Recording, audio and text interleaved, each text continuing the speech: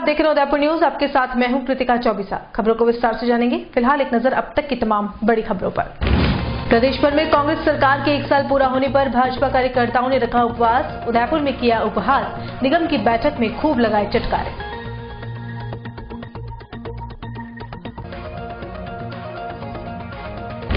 ठोकर चौराहे पर तैनात रिश्वतखोर हेड कांस्टेबल को किया निलंबित। उदयपुर न्यूज की खबर का फिर हुआ जोरदार असर।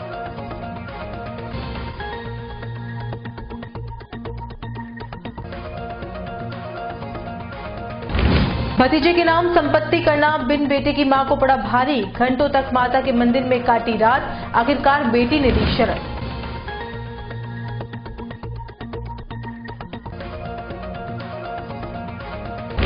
अभिनेत्री पायल रोहतगी की जमानत अर्जी खारिज। 24 दिसंबर तक रहेगी बूंदी जेल में।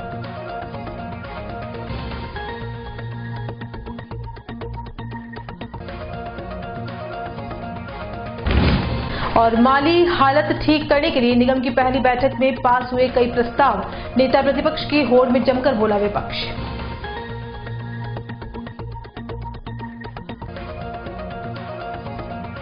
और अब खबरें विस्तार से। सबसे पहले बात करते हैं उपवास के उपहास की। प्रदेश की कांग्रेस सरकार के 1 वर्ष का कार्यकाल पूरा होने पर एक तरफ जहां सफलतम कार्यकाल पर कांग्रेस जश्न मना रही है, वहीं भारतीय जनता पार्टी ने कांग्रेस द्वारा की गई वादा खिलाफी के लिए प्रदेश भर में जिला मुख्यालयों पर धरना प्रदर्शन और उपवास करने की बात कही थी। इसी कड़ी में उदयपुर शहर में नेता प्रतिपक्ष गुलाब चंद कटारिया और सांसद अर्जुन लाल मीणा को अपने क्षेत्र में प्रवास पर रहने के साथ ही इस उपवास प्रदर्शन का नेतृत्व करता बनाया था। भाजपा शहर और देहात की ओर से कोर्ट चौराहे पर उपवास एवं धरना प्रदर्शन किया गया, लेकिन भाजपा द्वारा उपवास का उपहास भी खुलकर उस समय देखा गया जब प्रदर्शन से पूर्व ही शहर और ग्रामीण विधायक, सांसद, महापौर, उप महापौर और भाजपा से जुड़े पार्षद निगम की पहली बैठक में पहुंचे। सभी तय समय पर सभागार में पहुंच गए और रूटीन के दौरान आने वाला नाश्ता भी सभी को परोसा गया। सभी ने उस नाश्ते का अस्वीकार नहीं किया, आराम से खाते रहे और अपनी अपनी प्रतिक्रिया भी विभिन्न प्रस्तावों पर देते रहे। आमतौर पर उपवास का मतलब भी यही समझा जाता है कि दिन भर भूखा और प्यासा रहना होगा, लेकिन भारतीय जनता पार्टी के तमाम दिग्गज नेताओं ने उपवास का उपहास किया और धरने के बाद निगम की पहली बोर्ड बैठक में सभी सम्मिलित हुए और जमकर चटकारे लगाए। बात यही खत्म नहीं होती है। जब इस पूरे मामले में हमने सांसद अर्जुन लाल मीणा से बात की तो उन्होंने पहले तो धरने का मकसद समझाया और बाद में कहा कि उपवास रखना है यह उनकी जानकारी में नहीं था। वह तो धरना स्थल पर भी खाना खाकर ही गए थे। वहीं शहर अध्यक्ष रविंद्र श्रीमाली का कहना था कि धरना स्थल पर रुकने के दौरान तक का ही उपवास था, इसकी कोई समय सीमा नहीं थी। सर, मैं एक जानकारी चाह रहा था कि आज आपका जो धरना प्रदर्शन और जो था ना कार्यक्रम, उसमें सर क्या क्या था, उसमें क्या एजेंडे में क्या था? ये जो अभी वर्तमान में राजस्थान में जो कांग्रेस की सरकार है जी, इसके पूरे 1 साल भर की जो नाकामियां रही है, कोई ऐसा काम करके जनता के सामने नहीं दिखाया है जी, किसानों के लिए, युवाओं के लिए और आम जनता के लिए फेल साबित हुई है जी। और उसी का, क्योंकि उनका कल साल 365 दिन पूरे हो रहे हैं जी, और वो जश्न मना रहे हैं, तो वो किस बात का जश्न मना रहे हैं जब जनता का कुछ दिया ही नहीं। बेरोजगारों को वादा किया था बेरोजगारी भत्ता देंगे, 3,500 रुपये, वो भी नहीं दिए। तो सर क्या इसमें एक आपके उपवास और धरना दोनों था? उपवास किस तरह का था सर? नहीं, धरना था। उपवास किसने बोला? लिखा था ना सर वो उपवास एवं धरना प्रदर्शन। अच्छा, मैं जो धरने में गया था वो उपवास, तो मैं तो खाना खा के गया था, इसलिए मुझे नहीं जानकारी है। अच्छा, ठीक है सर। सर मैं ये पूछ रहा था कि आज जो आपका धरना प्रदर्शन था और उसी के साथ एक उपवास भी था, तो सर इसमें क्या उपवास जो रखा जाता है वो कैसे है, कितने समय के लिए था? उपवास सांकेतिक उपवास था, सांकेतिक। अच्छा, उसमें क्या होता है सर? सांकेतिक में यही है कि जब तक हम वहाँ पर हैं तब तो किसी प्रकार का कोई भी मतलब उसमें ये भोजन और ये जो नाश्ता किसी प्रकार का नहीं करेंगे, ये था सर। क्योंकि बोर्ड बैठक में सभी ने जम के नाश्ता किया था। नहीं तो वो जो धरना स्थल पे जाए वो जिन्होंने दिया वो तो था उसमें, ये था। मतलब जो धरना स्थल पे होंगे वो नाश्ता नहीं करेंगे? हाँ बस। उदयपुर नगर निगम में छठे बोर्ड की पहली बैठक सोमवार को आहूत की गई, जिसमें सबसे पहले खाली हो चुके निगम के खजाने को कैसे भरा जाए, इस पर पारित प्रस्तावों को पास किया गया। भाजपा के 6 बोर्ड में पहली बार विपक्ष मजबूत दिखा है और सभी विपक्ष के पार्षदों ने शहर विकास से जुड़ी बात को पूरी ताकत के साथ पेश किया। वैसे थोड़ा बहुत हंगामा कुछ प्रस्तावों पर हुआ, लेकिन धीरे धीरे सारे ही प्रस्ताव पास भी हो गए। सबसे ज्यादा बहस उदयपुर में बिगड़ती ट्रैफिक व्यवस्था और सफाई व्यवस्था को लेकर थी, जिस पर जिम्मेदारों ने सुझावों को प्रोसीडिंग में भी लिया। वैसे उदयपुर न्यूज ने अपने यूट्यूब चैनल के माध्यम से पूरी बैठक का सीधा प्रसारण भी दिखाया था, फिर भी कुछ झलकियों को फिर से देख लीजिए। वैसे इस बोर्ड में बैठक नेता प्रतिपक्ष के लिए भी होड़ मची रही है, जिनके नाम प्रमुखता से सामने आ रहे थे।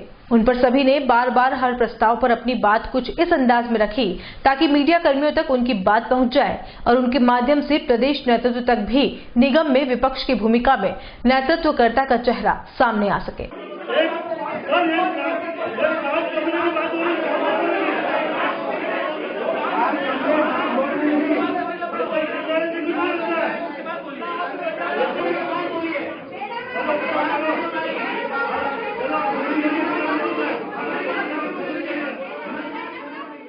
तो आज की प्रारंभिक जो बैठक थी वो बहुत ही उपयोगी थी शहर के लिए। इस शहर की आमदनी को कैसे बढ़ाया जाए, कौन कौन से ऐसे स्रोत हैं जिन स्रोत से शहर की आमदनी भी बढ़े और शहर की व्यवस्था भी सुधरे। मैं सोचता हूँ उसी को लेकर के आज बिंदुओं पर चर्चा हुई और बड़ी अच्छी सार्थक हुई। पक्ष और विपक्ष का सबका भी बहुत पॉजिटिव रुख था और हर अच्छे काम को सबने उसको स्वीकार किया। मैं सोचता हूँ कि और आगे के लिए भी मेरी तरफ से ये था कि अगली जब बोर्ड बैठक हो तो आय के स्रोत कहाँ से बढ़ाए जा सकते हैं, उसमें हर सदस्य अपनी तैयारी करके आए और उसे कुछ न कुछ बताना ही है कि इसमें से बढ़ाया जाए। तो मैं सोचता हूँ उसके कारण से शहर की रेवेन्यू को हम अधिक से अधिक बढ़ा सकें। ताकि एक प्रारंभिक बैठक थी, नहीं बस बता दिया। तो यूडी टैक्स के लिए तो प्रस्ताव यही हुआ कि उसका रीसर्वे कराएं, क्योंकि 2004-05 में हुआ, उसके बाद वापस यूडी टैक्स का सर्वे ही नहीं हुआ। तो उसके बाद कई भवन बने होंगे, कई उसकी लंबाई चौड़ाई बड़ी होगी, उसके आधार पर जो है ना एक तरह से टैक्स की और जो मात्रा है वो अपने आप ही स्वाभाविक बढ़ेगी, तो अपने आप आमदनी बढ़ेगी। ऐसा है कि पहली बोर्ड मीटिंग जो हुई, मैं समझता था कि शायद बहुत ज्यादा हल्ला गुल्ला होगा और कुछ तरह का, ऐसा कुछ नहीं हुआ। संपूर्ण प्रस्ताव हमारे बहुमत से नहीं करे, एक मत से सब पास हुए, इसलिए मेरे को बड़ी प्रसन्नता है। तो ये मेरी एक तरह से प्रसन्नता ही है कि सबने एक साथ एक मत से हमें जो प्रस्ताव दिए थे उन्होंने पास कर लिया। इसका मैं सब लोगों को धन्यवाद देता हूँ। तो पहली बैठक में आय के ऊपर आपने फोकस किया है। नॉर्मली होता है कि विकास का रोड मैप तैयार होता है, किस तरह से होगा, लेकिन विकास का बोर्ड है ये आय के ऊपर ही क्यों रखा है? ऐसा है कि अभी तक आय हमारे पास आय आएगी तभी विकास का मॉडल बना पाएंगे। पहले हम आय का कर रहे हैं और फिर हम विकास का भी करेंगे और इन 3 महीने में बहुत कुछ कर लेंगे। तो कुछ विकास के कार्य जो है उनको रोके गए थे, फंडिंग की कमी थी। देखो रोके नहीं गए, उसको अभी इसलिए रखा, इसको थोड़ा सा डेफर किया है कि हमारे पास अभी इतना फंड्स है नहीं, फंड्स आते ही वापस हम चालू करेंगे। छठे बोर्ड की प्रथम बैठक थी और प्रथम बैठक में हमने जो एजेंडा लिया वो इसीलिए लिया कि आज वर्तमान में बोर्ड की स्थिति रेवेन्यू की दृष्टि से हमारे पास जो पर्याप्त मात्रा में बजट होना चाहिए था वो नहीं था। हमारे आय के स्रोत के माध्यम से हम 2-3 महीने तक मेहनत करेंगे, चाहे वो यूडी टैक्स का मामला हो या चाहे वो हमारे अन्य स्रोत के माध्यम से पैसा इकट्ठा होगा। जब पैसा अगर पूरी तरह से हमारे पास मार्च तक आ जाएगा, उसके पश्चात अप्रैल माह से हम वार्ड के डेवलपमेंट के जो कार्य हैं वो पुनः उसी स्पीड से करना प्रारंभ कर देंगे। 25 साल से बोर्ड था, पहली बार आ रहा है कि भाई नगर निगम में फंड की कमी है, तो क्या प्रदेश में सरकार नहीं, ऐसा नहीं है। पहले भी 5वें बोर्ड में भी बीच में हमने थोड़ी रफ्तार को कमी किया था हमारे कामों में। हमारे निर्माण समिति का जब मैं अध्यक्ष हुआ करता था तब भी मैंने उसके बीच में थोड़े से हमने प्रस्ताव नहीं लिए थे या मीटिंग हमने लेट की थी। उसका मेन कारण यही था कि हमारे पास बजट की थोड़ी उस समय बीच में कमी आना प्रारंभ हो गई थी। लेकिन अब ये बोर्ड नया बन गया है, इस बोर्ड के अंदर हम प्रस्ताव लेकर और विशेष तौर से यूडी टैक्स में जो अभी यहाँ पर जो बैठक में प्रस्ताव पास किया है, 2004-05 के अंदर हमने यूडी टैक्स का सर्वे कराया, उसके पश्चात सर्वे हुआ ही नहीं। आज वर्तमान के अंदर बहुत सारी दुकानें, बहुत सारे मकान जो कमर्शियल हो चुके हैं और मेरे को पूरी तरह से ऐसी उम्मीद है कि इस यूडी टैक्स के मार्फत से 11 से 15 करोड़ रुपए हमें एक्स्ट्रा मिलने वाले हैं, जो पहले 11 करोड़ मिलते हैं। अगर ये 15 करोड़ और 5-7 करोड़ और मिल जाते हैं तो 20 से 25 करोड़ रुपए हमारा फंड हो जाएगा और उसके पश्चात हमारी जो विकास की रफ्तार है पुनः चालू हो जाएगी। पूरा शहर ट्रैफिक से हटा पड़ा है, इंडिया पुल से लेके डेलीगेट हो, दिन भर जाम लगता है, हर आदमी परेशान है। जाम को लेकर और ट्रैफिक को लेकर क्या? नहीं, ट्रैफिक की बहुत भारी समस्या है। अभी वर्तमान में सूरजपोल पर कार्य चल रहा है और जगह जगह पर अमृत योजना के तहत सीवरेज का कार्य प्लस स्मार्ट सिटी का कार्य चल रहा है। हम प्रयास कर रहे हैं दिल्ली गेट और सूरजपोल, ये दोनों जो ट्रैफिक के मूल जहां पर समस्या आ रही है, इसका समाधान हम शीघ्र करने वाले हैं। क्योंकि हमने अभी देखा होगा, थोड़े दिन पहले ही हमारे महापौर जी के साथ में हमने राउंड किया चांदपोल का। हमने प्रयास कर रहे हैं कि चांदपोल से भी जो पुलिया के आगे जो हमारा चंद्रगुप्त सिंह जी का स्कूल बना हुआ है, उसके पहले एक टॉयलेट बना हुआ, वहां से हम एक छोटा कार जितने जाए वो रास्ता हम आगे श्याम जी कुमावत के आगे जो एक टॉयलेट है वहां तक हम उसको प्रावधान कर रहे हैं। हमारी बजट थोड़ा सा प्रॉपर हो जाएगा तो उसके पश्चात हम ट्रैफिक को डाइवर्ट करने का प्रयास करेंगे। सूरजपोल चौराहा बहुत अच्छा बनने की स्थिति के अंदर है, लेकिन वर्तमान में काम चल रहा है। दिल्ली गेट पर भी हम यही सोच रहे हैं कि हम सब रोड कैसे निकाल सकें, सर्विस रोड कैसे निकाल सकें, जिससे कि कोई प्रॉब्लम नहीं हो और पूर्ण रूप से व्यवस्था सही हो।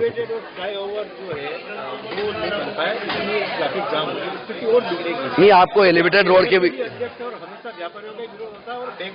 नहीं, ऐसा नहीं है। एलिवेटेड रोड के हम प्रस्तावक थे, हम समर्थक थे, हमने कभी विरोध नहीं किया। एलिवेटेड रोड के अंदर हमारे व्यापारियों का मत ये था कि एलिवेटेड रोड पूर्ण रूप से IRC नॉर्म्स को फॉलो करते हुए बने।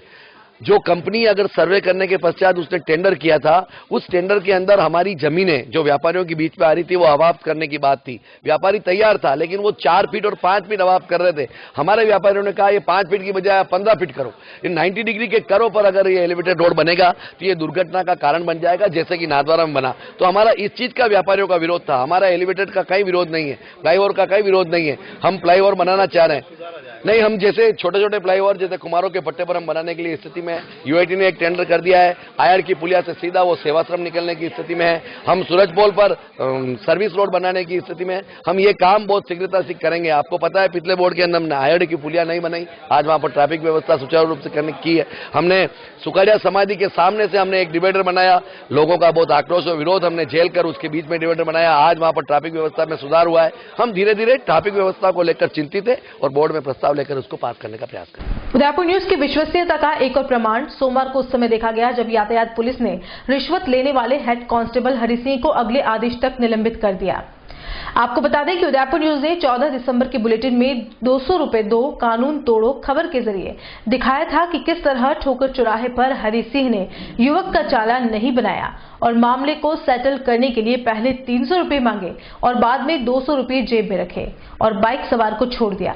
इस खबर के प्रसारित होने के बाद यातायात पुलिस ने हेड कांस्टेबल हरि सिंह को अगली जांच तक निलंबित कर दिया है। वहीं यातायात डिप्टी सुधा पालावत ने जरिए पत्र के उदयपुर न्यूज से खबर की सीडी चाही थी, जिसे उदयपुर न्यूज ने एक पत्र के साथ यातायात विभाग को भिजवा दिया है। हालांकि पीड़ित के बारे में भी जानकारी मांगी गई थी, लेकिन उदयपुर न्यूज के लिए वह शहरवासी सिर्फ एक पीड़ित था, जिससे रिश्वत देने के बाद उदयपुर न्यूज ने उसकी बात को कैमरे के सामने जाना।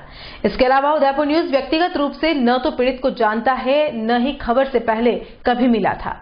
नेहरू गांधी परिवार की महिलाओं के खिलाफ आपत्तिजनक पोस्ट करने वाली बिग बॉस प्रेम अभिनेत्री पायल रोहतगी को सोमवार को बूंदी की सदर थाना पुलिस ने SCGM कोर्ट में पेश किया गया।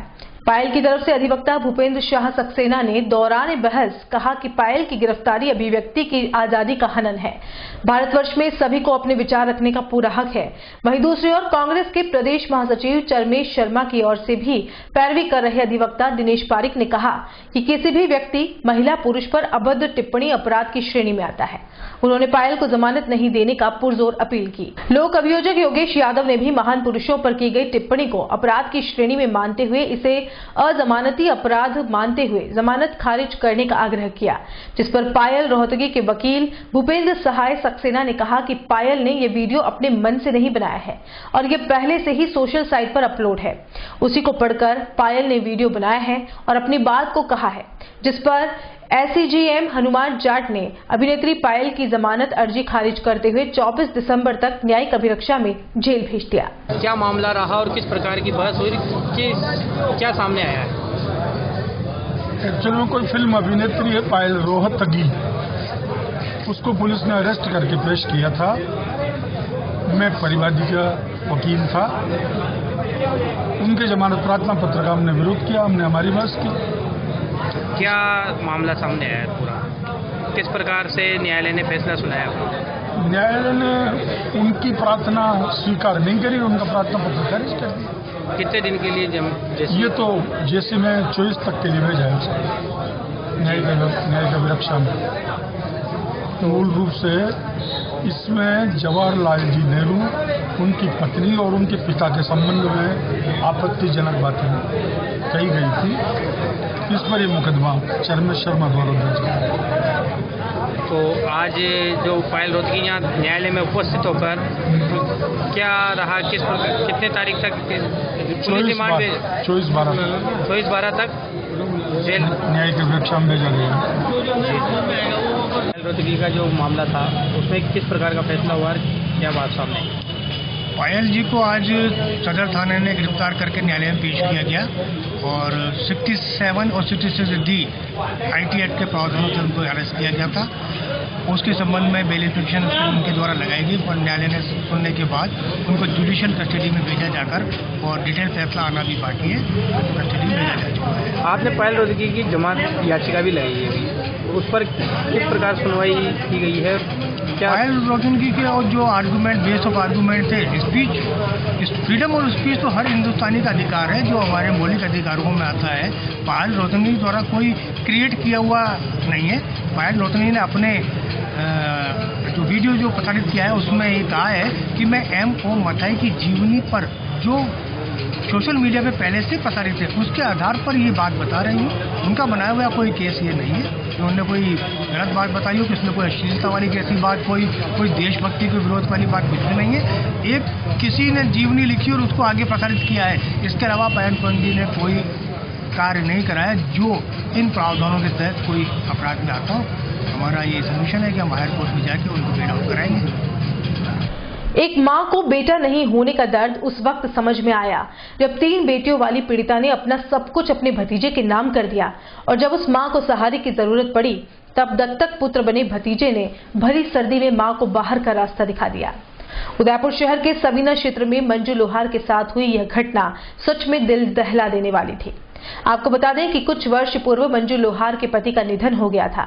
उसके बाद मंजू लोहार दरीबा माइंस में छोटा मोटा कार्य कर अपना गुजर बसर कर रही थी। मंजू लोहार का एक घर उदयपुर की सवीना क्षेत्र में भी है। अपने पति की मौत के बाद अपने भतीजे अर्जुन लोहार को इस मां ने दत्तक पुत्र बनाया जिससे इनका वंश आगे बढ़ सके और अर्जुन उसके बुढ़ापे का सहारा बन सके। लेकिन इस मां ने कभी सोचा भी नहीं होगा कि यही भतीजा सहारे की जरूरत होने पर मां को दर दर की ठोकरें खाने पर मजबूर कर देगा।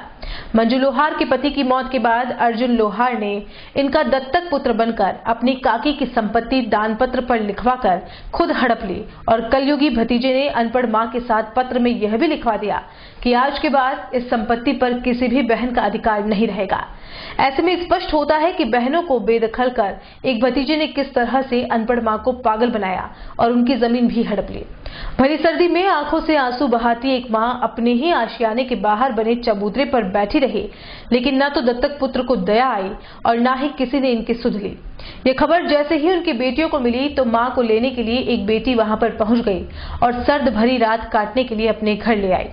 अपने ही घर में घुसने के लिए मोहताज हुई एक मां ने काफी देर तक जगदम्बिका मंदिर में जाकर शरण भी ली और अपने दुख और दर्द से निजात पाने के लिए माताजी के मंदिर में ही कई घंटों तक बैठी रही। हालांकि इस पूरे मामले पर जिला पुलिस अधीक्षक को भी एप्लीकेशन दी गई है, लेकिन करीब 1 माह गुजर जाने के बाद भी मां को राहत मिलती नजर नहीं आ रही है।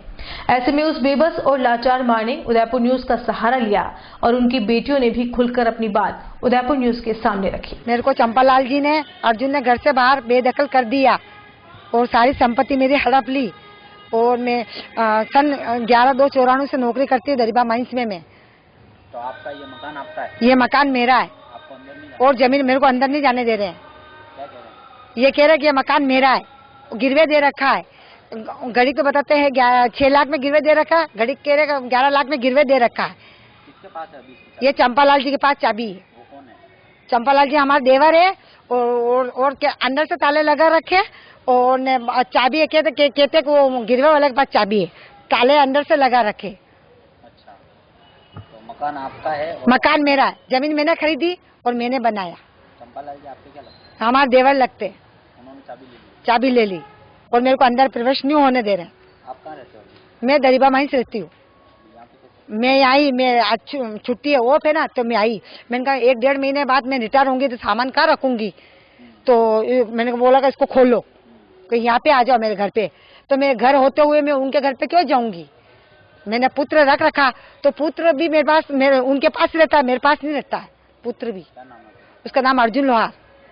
चंपालाल जी का बेटा है? हाँ, वो चंपालाल जी का बेटा, जो मेरे बेटा मैंने बनाया, उसको गोद रखा मैंने, और दत्ती पुत्र लिखा है। उसकी मिसेस ने मना कर दिया, तो क्यों तुमने गोद मतलब दत्ती पुत्र लिखा के आए? उन्होंने मना कर दिया, मैं नहीं दूं, हम यहाँ शादी नहीं करने, हमारे घर पे शादी करेंगे। जबरदस्ती मेरे को वहाँ शादी में रखे, मेरे पति का नाम, मेरा नाम लगा दिया दत्ती पुत्र के साथ जोड़ के। हस्बैंड की मौत के बाद आप यहाँ कैसे आए? मैं तो यहाँ मेरा ससुराल है, यहाँ मेरी कमाई का बनाया, नौकरी करने बाद मैंने बनाया। आप बता रहे थे कि आप चले गए थे यहाँ से? मेरे को लेके आई है, फिर मैं नौकरी करी वापिस, 9 साल बाद ज्वाइनिंग करी मैंने। क्या 9 साल के बाद ज्वाइनिंग करी? अभी क्या चाहते हो आप? मैं चाहती हूँ ये मकान मेरे को मिले, और मेरी जो भी प्रॉपर्टी हो, मेरे पति की, मेरे ससुराल जी के हाथ की, सारी मेरे को मेरा हिस्सा दिलाया जाए। ठीक है? मेरे पिताजी की डेथ होने के बाद मेरे माताजी की सर्विस उनकी जगह लगी है। उसके बाद मेरे अंकल ने उनके पुत्र को गोद रखने के लिए मेरी माताजी को उन्होंने षड्यंत्र रचा कि कोई तुम्हारी पुत्रिया सेवा नहीं करेगी और मकान पे कब्जा कर लेगी। तो उन्होंने अपनी मर्जी से गोदनामा बना के और क्या कहते हैं, दान पत्र, मकान का दान पत्र करवा लिया। और उसने बड़ी मेहनत की कमाई से उसने मकान बनाया कि ये मेरे मकान में रहेगा और मेरी सेवा करेगा। पर आज 3 साल हो गए, नहीं तो वो उसकी सेवा करता है, न उसके पास जाता है।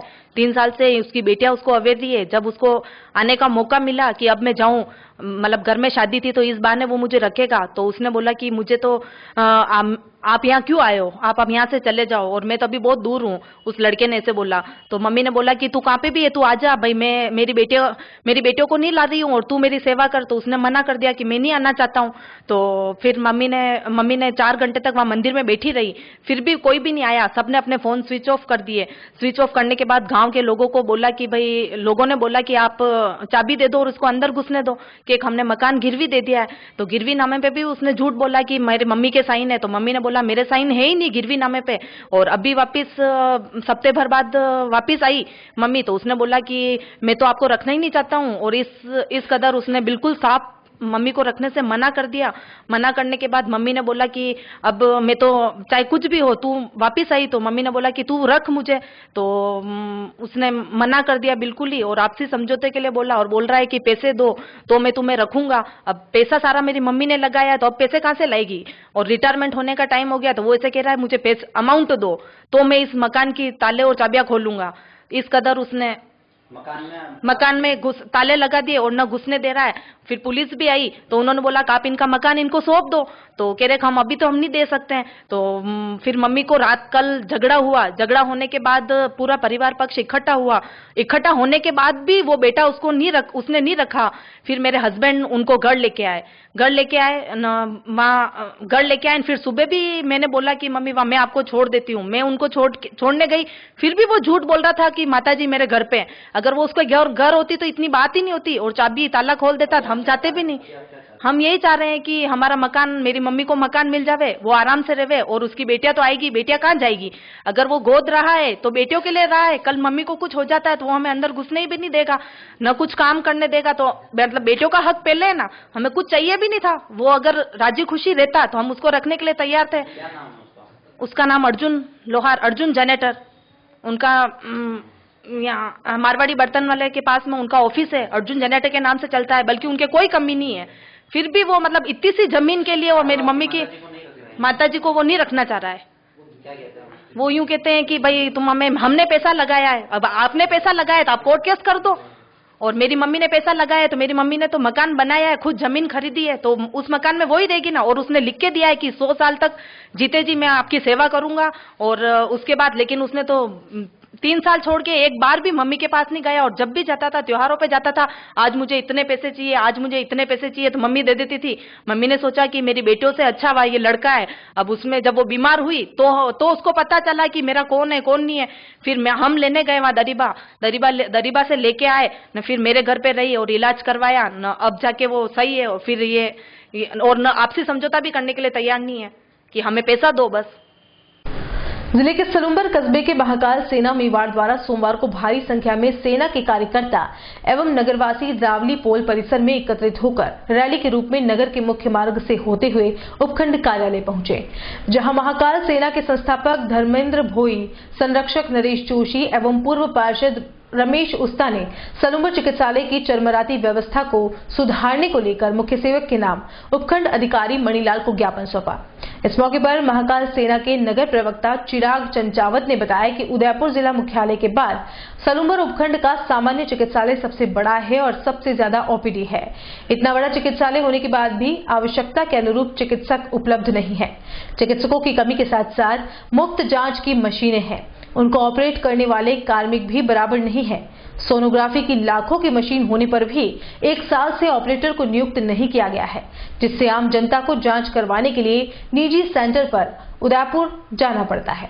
सलुम्बर क्षेत्र आदिवासी बाहुल्य होते हुए भी यहां पर रोजगार का कोई साधन नहीं है। ऐसे में जिला मुख्यालय उदयपुर जाकर इलाज करवाना बहुत मुश्किल होता है।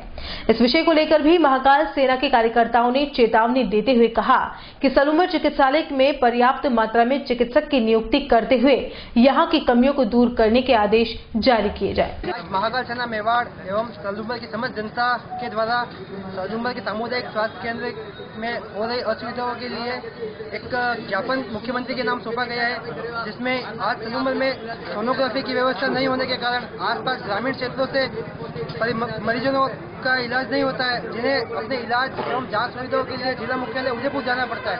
उस संदर्भ में आज जो ज्ञापन दिया गया मुख्यमंत्री के नाम, वह हमारी सभी की एक ही मांग है कि 7 दिन में इन मांगों को पूरी की जाए एवं अस्पताल की व्यवस्थाओं को सुधार किया जाए, अन्यथा 7 दिन के बाद जन आंदोलन एवं अनशन किया जा सकता है एवं तालाबंदी की जा सकती है। एशिया की दूसरी सबसे बड़ी मीठे पानी की झील जैसमंद के पास वाले गांव नईझर, झुनीझर, मगरा, थोरी एवं कई ऐसे इलाके शामिल हैं जिनसे जैसमंद झील की दूरी कुछ ही किलोमीटर की होगी, लेकिन वहां तक पानी की पाइपलाइन तो जा रही है, लेकिन नल कनेक्शन नहीं किए गए हैं।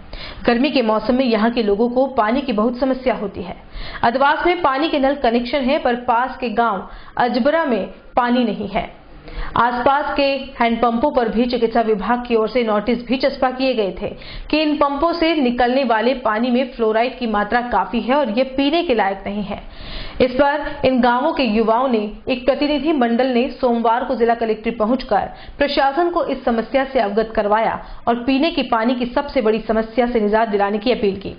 सभी का कहना था कि पानी उदयपुर जाए, इसमें कोई दिक्कत नहीं है, पर जो पास के गांव है जहां की पहाड़ियों से जैसमंद झील की खूबसूरती साफ दिखती है, उन्हें तो पानी मिले।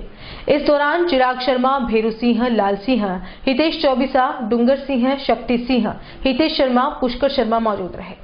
स्वास्थ्य सेवाओं का अग्रणी संगठन पारस हेल्थ केयर ने उदयपुर और आसपास के क्षेत्रों को उच्चतम स्वास्थ्य सेवाएं प्रदान करने के उद्देश्य से उदयपुर में 200 बेड के अस्पताल का शुभारंभ किया।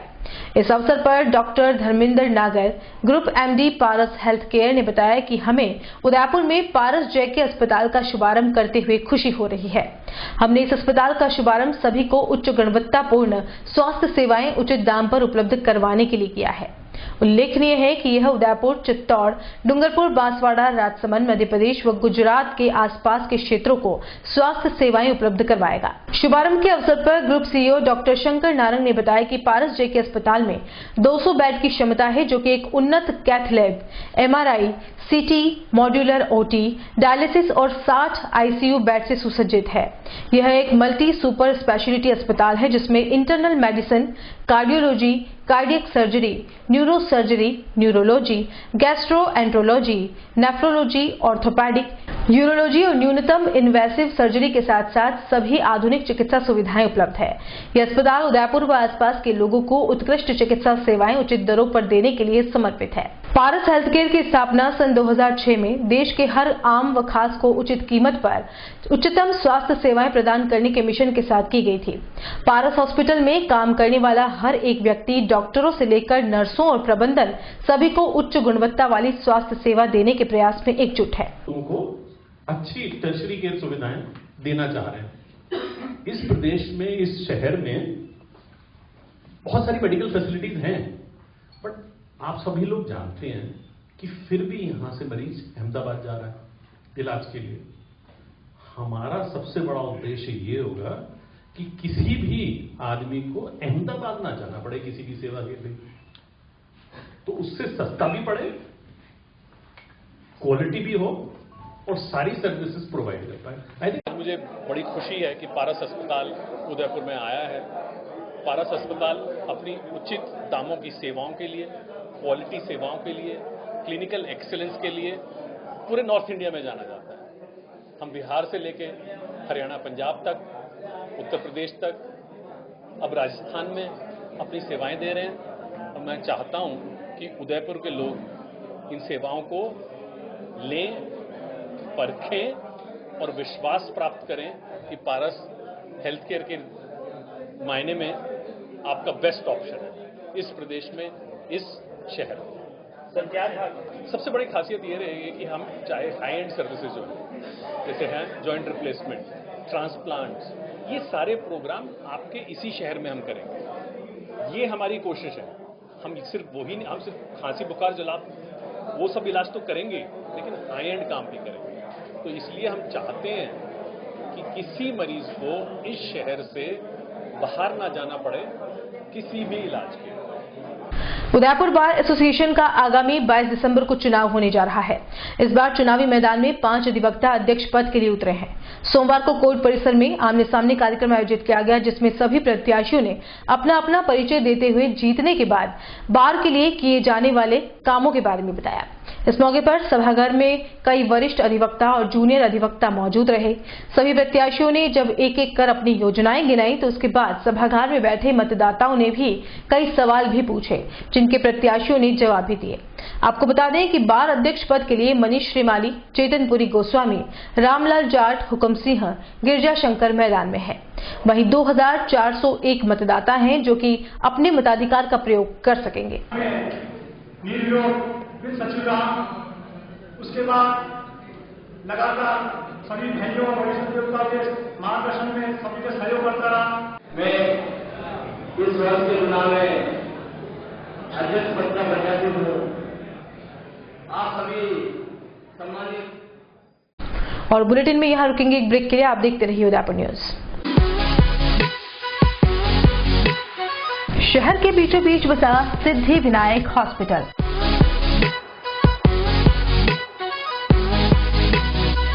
आपातकालीन सेवा एवं सभी प्रकार की जांचों की सुविधा के साथ सर्वोत्तम इलाज एवं देखभाल जो देती है आपको एक विश्वास।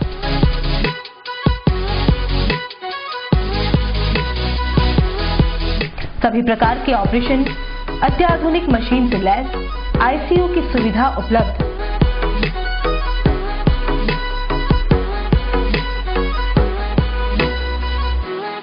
आपके विश्वास एवं मुस्कान पर खरा उतरना ही हमारा धैर्य।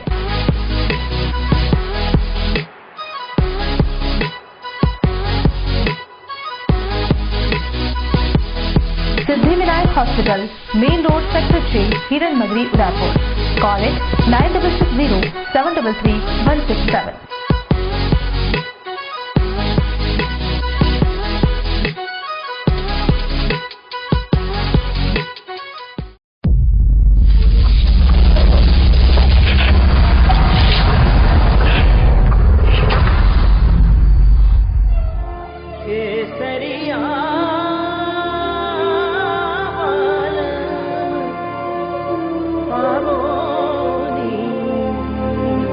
पधारोनी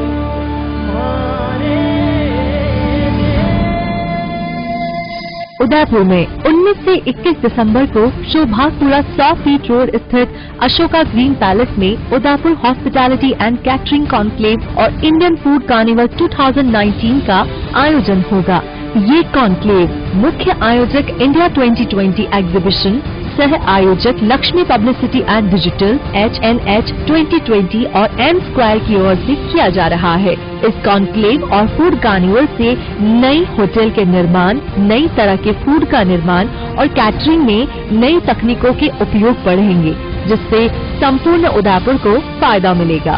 इस कॉन्क्लेव में kitchen equipment, port and hotel hospitality technology, food and beverage accessories, food decor and food display equipment, fast food kitchen equipment, mocktail accessories, housekeeping accessories, cutlery, tableware cloth, chafing dish, laundry, hotel room की सजावट में उपयोग आने वाले bag, गद्दे, TV, electronic kettle जैसे कई वस्तुओं का प्रदर्शन किया जाएगा। इसके साथ ही इंडियन फूड कार्निवल में Mexican, American, Thai, Chinese, Italian, Spanish, Turkish और लेबनिश देशों का फूड प्रदर्शित होगा। कार्निवल में संबंधित देश और राज्यों के फूड स्टॉल्स को पारंपरिक अंदाज में सजाया गया है, जो अपनी खाद्य संस्कृति को पेश करेगी। एक्सपो के दौरान विभिन्न देशों और राज्यों के पारंपरिक व्यंजनों का लाइव फूड कार्निवल में आने वाले लोगों के लिए आकर्षण का केंद्र रहेगा। कार्निवल में होने वाले cooking competition, bakery, pastry, chef competition, mocktail competition में आप भी अपना हुनर दिखाकर कई बड़े खिताब और इनाम भी अपने नाम कर सकते हैं। प्रकृति की गोद में बसा Ananta multi and super speciality hospital आपातकालीन सेवा एवं CT MRI सुविधा के साथ सर्वोत्तम इलाज एवं देखभाल, जो देती है आपको एक विश्वास बेहतर जिंदगी का। जनरल OPD निशुल्क, मोतियाबिंद के निशुल्क ऑपरेशन, मेल लेन सहित निशुल्क एवं सबसे बढ़कर भामाशाह स्वास्थ्य बीमा योजना के अंतर्गत अधिकृत हॉस्पिटल, क्योंकि अब इलाज का खर्च नहीं, कल की फिक्र नहीं। आपके विश्वास एवं मुस्कान पे खरा उतरना ही हमारा ध्येय। Ananta institute of medical science and research centre, Ananta Gram, NH 8, tehsil Nathdwara, Rajsamand. Call 1800-300-00023। Vaidehi group लाए हैं राजस्थान का number 1 housing project Vaidehi premium housing, जहां है green park, club house facility, children play area, community hall जैसी सभी मूलभूत सुख सुविधाएं, जहां है 1 BHK 12 लाख में और 2 BHK 22 लाख में 90% तक लोन सुविधा उपलब्ध, साथ ही GST पर 80% और स्टैम्प ड्यूटी पर 50% तक की छूट। Contact 9983305577, New Navratna Complex, Udaipur. Visit www.vaidehidevelopers.com. Royal Motors company पिछले 35 वर्षों से आपकी सेवा में।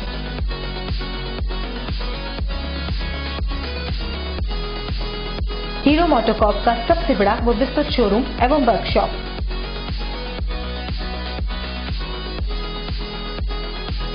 जहां आपकी 2 व्हीलर गाड़ी को मिलेंगी विश्व स्तरीय सर्विस एवं जनरल पार्ट्स की सुविधा।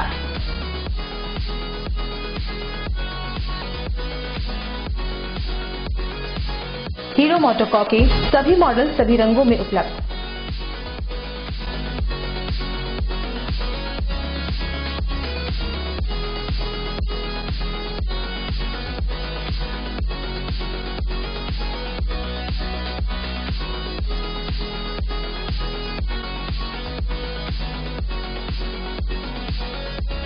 बुकिंग का लाभ उठाएं।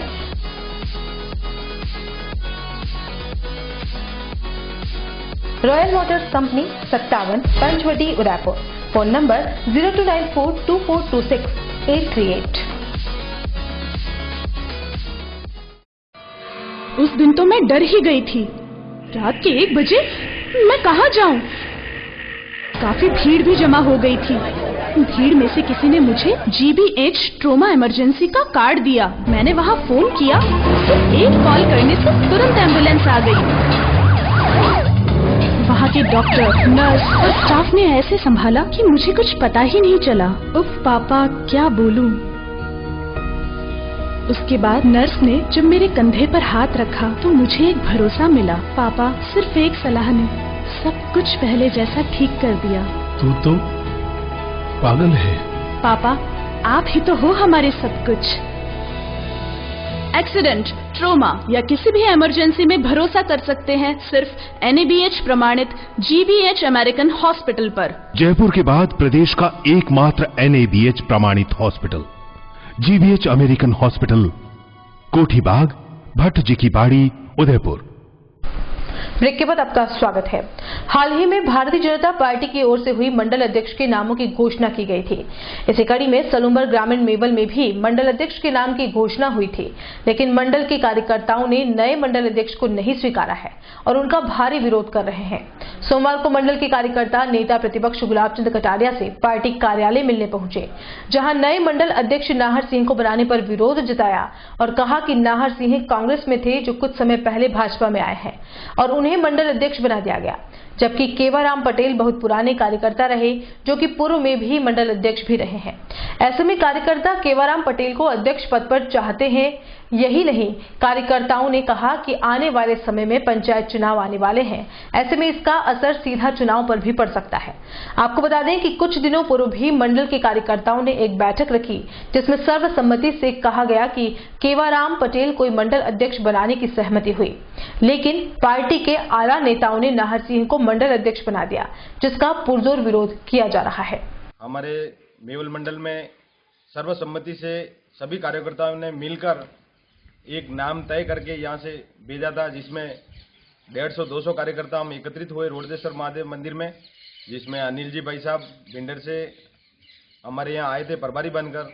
उनको सर्वसम्मति से हमने एक ही नाम दिया था, केवराम जी पटेल का, जिस नाम से उसके बदले में अखबार में किसी नाहर सिंह नाम का व्यक्ति का फोन आ गया था, जो हम संशोधन के लिए आज पूरे मेवल मंडल के केवाराम जी पटेल के नेतृत्व में बूथ लेवल के सभी कार्यकर्ता, सभी सक्रिय कार्यकर्ता, मंडल के सभी पदाधिकारी, हम सब गुलाब जी भाई साहब से मिले। माननीय पूर्व गृह मंत्री प्रतिपक्ष नेता गुलाब जी भाई साहब, उनसे जाकर मिले, उस बारे में चर्चा की भाई ये नाम किस वजह से आया है। तो उन्होंने इस नाम की अनभिन्नता बताई, उन्होंने जानकारी नहीं बताई कि ये मेरी जानकारी में नहीं है और किस आदमी ने ऐसी गलती की है जो आप सबकी राय के विरुद्ध जाकर काम किया है और संगठन को तोड़ने की कोशिश की गई है। इसकी मैं पूरी जांच करके और आपके 2 दिन में आपका जो पूर्ण नाम है पुराना जो केवराम पटेल को आप चाहते हो उसे वापस अध्यक्ष बनाने की उन्होंने हमारे को आश्वासन दिया है। उसके बाद में हम भंवर सिंह जी पवार से भी मिले, उन्होंने भी बताया कि इस बारे में यह नाम जरूर आया था, लेकिन प्रदेश के द्वारा ये नाम थोपा गया है। जो आप सबकी कार्यकर्ताओं की मांग है वो मैं आप प्रदेश तक पहुंचाऊंगा और 1-2 दिन में आपके नाम का संशोधन कर वापस केवराम पटेल को अध्यक्ष बनाऊंगा। राज्य की गहलोत सरकार की नीतियों के खिलाफ सोमवार को भारतीय जनता पार्टी के कार्यकर्ताओं ने उदयपुर में उपवास रख कोर्ट चौराहे पर धरना दिया। गहलोत सरकार के 1 वर्ष के कार्यकाल को पूर्ण होने पर बीजेपी की ओर से पूरे प्रदेश में धरना दिया जा रहा है। उदयपुर देहात और शहर की तरफ से आयोजित हुए इस धरने में राजस्थान विधानसभा के नेता प्रतिपक्ष गुलाब चंद कटारिया, सांसद अर्जुन लाल मीणा, ग्रामीण विधायक फूल सिंह मीणा, महापौर गोविंद सिंह टाक, उप महापौर पारस सिंघवी, जिलाध्यक्ष रविंद्र श्रीमाली सहित बीजेपी के सैकड़ों पदाधिकारी और कार्यकर्ता मौजूद रहे। इस मौके पर कटारिया ने राजस्थान की गहलोत सरकार के ऊपर जमकर तंज कसे। इस दौरान कटारिया ने मीडिया से बातचीत में साफ किया कि सरकार किस बात का जश्न मना रही है। इसी बात को जानने के लिए हम लोगों ने ये धरना दिया है।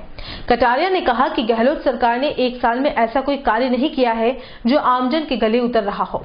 नौजवान हो या किसान, उनके साथ सरकार ने विश्वासघात ही किया है। यही नहीं, प्रदेश के लॉ एंड ऑर्डर की खिल्ली हर जगह उड़ रही है।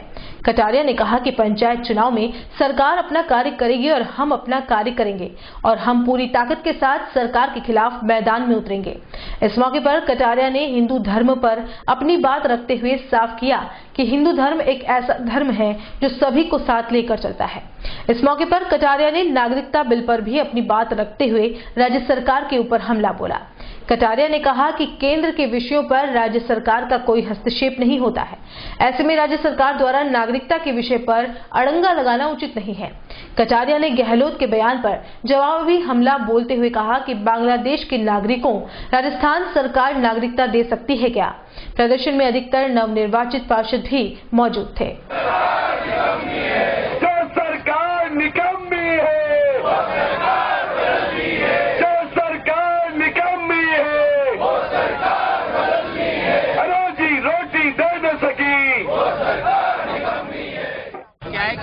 सरकार की राजस्थान में सरकार गहलोत साहब की बनने का कल 1 साल पूरा होगा और उन्होंने जैसे घोषणा की कि हम सरकार बनाने का जश्न कराएंगे, तो आज हमने उसके एक दिन पहले जनता के बीच में हम ये आए हैं कि किस बात का जश्न मना रहे हैं। कम से कम ये तो इनसे पूछा जाए कि सरकार ने 1 साल के 365 दिन में कोई ऐसा काम किया हो जो वास्तव में जनता के गले उतरा हो और जो मैदान में दिखा हो।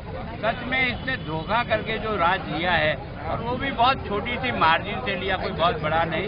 उसके कारण से किसान के साथ धोखा हुआ, नौजवान के साथ धोखा हुआ, लॉ एंड ऑर्डर की खिल्ली उड़ा के रख दी। बिजली आती है और बिजली जाती है। विकास का जितना भी पैसा दिल्ली से आया चाहे यहाँ का आया, फील्ड पर कहीं लगता हुआ दिखाई देता नहीं। 1 साल में विकास के सारे काम के अवरुद्ध जिसने किए हों और केवल सरकार बचाने के लिए दिल्ली जयपुर जो जाता हो, वो ये कहे कि मैं जश्न मनाऊंगा, तो किस बात का जश्न? पंचायत चुनाव आ रहे हैं, क्या कहेंगे? किस तरह से रणनीति? पंचायत चुनाव में वो अपना काम करेंगे, हम अपना काम करेंगे, पर हम सरकार को परास्त करके बताएंगे आपको इस मेवाड़ डिवीजन। राक्षस कौन है? राक्षस उस दिमाग का काम है जो गलत काम करता है और झूठ बोलता है, वो राक्षस के बराबर ही होता है। भाई साहब, गहलोत ने कहा था कि देश को हिंदू राष्ट्र बनाएंगे, क्या हिंदू राष्ट्र नहीं है? ऐसा है कि हिंदू राष्ट्र बनाया न बनाया कुछ कहने ही, हिंदू ही एक ऐसा आदमी है जो सबको अपने साथ बचाता है। हमारी संस्कृति ने आज दिन तक, चाहे यहूदी आए चाहे कोई भी आए, इस देश के साथ रगबत करके सब मिल गए। किसी को हमने न बाहर निकाला न भेजा, हमने तो वसुदेव कुटुंब की बात कही है।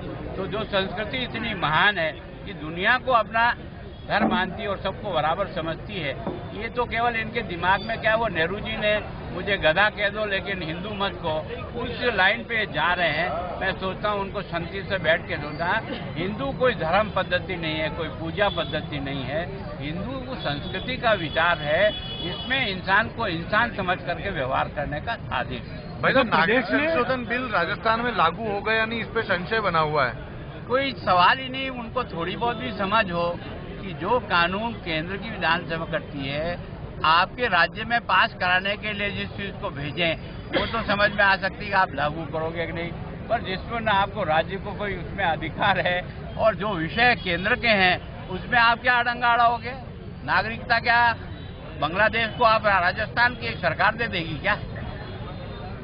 मतलब कांग्रेस का अगर देखें तो केंद्रीय मुद्दों को लेके कांग्रेस प्रदेश में भी विपक्ष की भूमिका में है और भाजपा भी विपक्ष की भूमिका में है। किस तरह से देखते दोनों? देखो, उनको अपना काम करना है और करना चाहिए। अगर किसी मामले में कोई कमी खामी है तो विरोध करना लोकतंत्र में सबका अधिकार है, मैं सोचता हूँ, पर केवल विरोध के लिए विरोध करना उचित नहीं। उदयपुर में आगामी 19 से 21 दिसंबर को Udaipur hospitality and catering conclave और इंडियन फूड कार्निवल 2019 का आयोजन होने जा रहा है। शहर के अशोका ग्रीन पैलेस में होने वाले इस कॉन्क्लेव के मुख्य आयोजक एग्जीबिशन इंडिया 2020 सह आयोजक Lakshmi publicity and digital, HNH 2020 और एम स्क्वायर की ओर से यह आयोजन किया जा रहा है।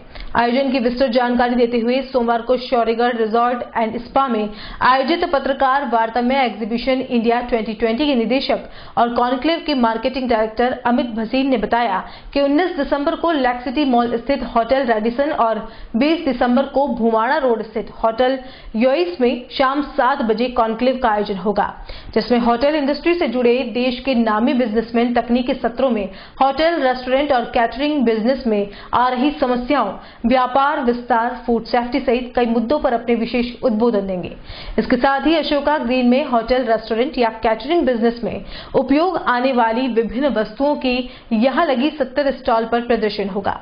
खासतौर से होटल की हॉस्पिटैलिटी को बढ़ाने के लिए कई सारी वस्तुएं जिनके लिए अहमदाबाद, जयपुर, इंदौर या अन्य शहरों में जाना पड़ता था, वह सभी वस्तुएं यहां प्रदर्शित की जाएगी। इंडियन फूड कार्निवल के दौरान 16 राज्यों का लाइव फूड यहां लोगों के लिए आकर्षण का केंद्र रहेगा, जहां कई नामचीन शेफ द्वारा विभिन्न तरह की रेसिपी को लाइव बनाया जाएगा। खास बात यह भी है कि इस कॉन्क्लेव और कार्निवल में आमजन के लिए प्रवेश निःशुल्क रखा गया है। जैसा कि मैंने अभी आप सभी को संबोधित करते हुए बताया कि हमारा मुख्य उद्देश्य क्या है इस 3 दिन के आयोजन के पीछे, जिसके अंदर हम Udaipur hospitality and catering conclave कर रहे हैं और साथ में इंडियन फूड कार्निवल कर रहे हैं। मुख्य उद्देश्य हमारा यही है कि उदयपुर जो है वो पर्यटन के हिसाब से और दूसरी दृष्टि से भी अगर हम देखें तो जो होटल इंडस्ट्री, हॉस्पिटैलिटी इंडस्ट्री का नंबर 1 होटल है ऑल ओवर दी वर्ल्ड का, द लीला पैलेस, वो भी हमारे यहाँ उदयपुर में ही स्थित है। हमारे पास यहाँ पर बजट प्रॉपर्टी से लेके 5 star to 7 star to the heritage, everything is here in Udaipur. तो उदयपुर को पर्यटन की दृष्टि से एक वर्ल्ड मैप पे लाने के लिए हमारा इस तरह का आयोजन यहाँ पर हो रहा है, जिसमें कि एक होटल को बनाने से संबंधित, रेस्टोरेंट इंडस्ट्री से संबंधित और केटरिंग इंडस्ट्री से संबंधित किसी भी सामान की किसी भी होटेलियर भाई को ज़रूरत हो, रेस्टोरेंट वाले को ज़रूरत हो, केटरिंग वाले को ज़रूरत हो, उन सब चीज़ों का यहाँ पर एक ही जगह पर एग्जीबिशन के अंदर आपको सब कुछ यहाँ पे देखने को मिलेगा। मेघवाल समाज युवा संस्थान की ओर से रविवार को प्रतिभावान सम्मान समारोह आयोजित किया गया। इस अवसर पर उदयपुर संभाग के साथ साथ मारवाड़ से भी मेघवाल समाज के लोग आए हैं। उदयपुर संभाग की तकरीबन 300 से अधिक प्रतिभाओं को सम्मानित किया गया है, जिसमें शिक्षा, चिकित्सा, पत्रकारिता समेत कई क्षेत्रों में योगदान देने समाज के लोगों एवं स्कूलों में अच्छे अंकों में प्राप्त करने वाले बालकों को सम्मानित किया गया। प्रतिभावान सम्मान समारोह को 2 सत्रों में आयोजित किया गया। उद्घाटन के अवसर पर पूर्व विधानसभा अध्यक्ष कैलाश मेघवाल, जिला प्रमुख शांतिलाल मेघवाल, झालोर की पूर्व विधायक चंद्रकांता मेघवाल समेत कई जनप्रतिनिधियों और समाज के अधिकारियों ने शिरकत की। समारोह में कैलाश मेघवाल ने कहा कि मेघवाल समाज तरक्की कर रहा है, कई क्षेत्रों में तरक्की करते हुए ऊंचे ओहदों तक पहुंचा है। ऐसे में समाज को एकजुटता की जरूरत है। यदि समाज एकजुट होकर आगे बढ़ा तो नए आयाम लिखे जाएंगे। इस दौरान मेघवाल ने समाज के लिए 1 लाख रुपए नकद दे दिए। कार्यक्रम में समाज की प्रतिभाओं द्वारा सांस्कृतिक कार्यक्रम देकर सबको मंत्रमुग्ध कर दिया गया। देखिए, आज उदयपुर में मेवाड़ मेघवाल युवा संगठन द्वारा प्रतिभा सम्मान समारोह आयोजित किया गया। उसमें मैं सम्मिलित होने के लिए आया था और युवाओं में बड़ा जोश है समाज की तरक्की करने का, समाज को आगे बढ़ाने का, और बहुत ही सुंदर कार्यक्रम आज हुआ। मैं संगठन को बधाई और शुभकामनाएं देता हूं। विषय जो बाबा साहब ने संदेश दिया था, शिक्षित बनो, संगठित रहो और संघर्ष करो, ये जो 3 वाक्य हैं, ये मूल मंत्र है बाबा साहब का दिया हुआ। गुरु मंत्र, मूल मंत्र, ध्येय वाक्य, इसका अगर अनुसरण करेंगे तो समाज तेजी से विकास करेगा, ऐसा मैंने सभा में अनुरोध किया।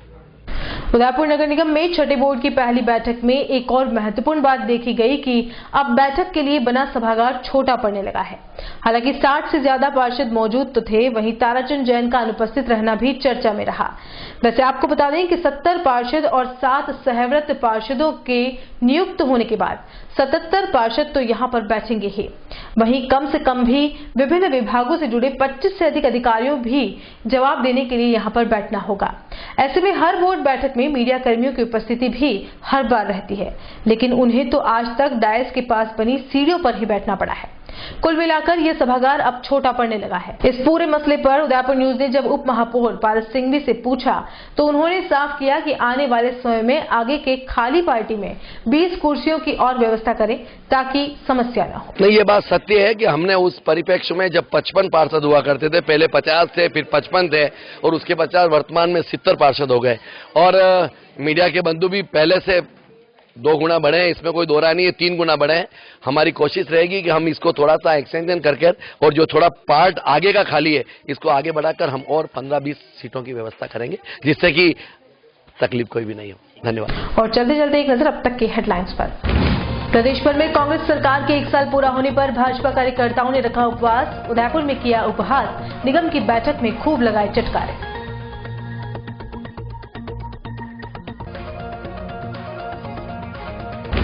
ठोकर चौराहे पर तैनात रिश्वतखोर हेड कांस्टेबल को किया निलंबित। उदयपुर न्यूज की खबर का फिर हुआ जोरदार असर।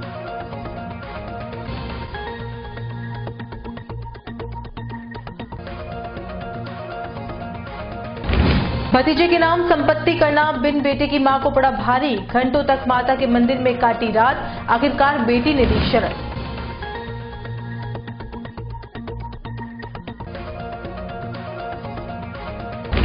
अभिनेत्री पायल रोहतगी की जमानत अर्जी खारिज, 24 दिसंबर तक रहेगी बूंदी जेल में।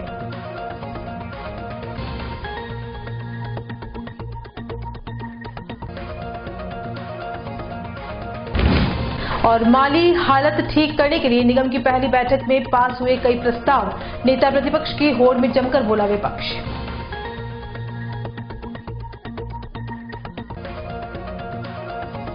उदयपुर न्यूज के इस बुलेटिन में फिलहाल इतना ही। शहर की तमाम हलचल से आपको आगे भी रूबरू करवाते रहेंगे। फिलहाल इजाजत दीजिए कृतिका चौबीसा को और खबरों के लिए देखते रहिए उदयपुर न्यूज। नमस्कार।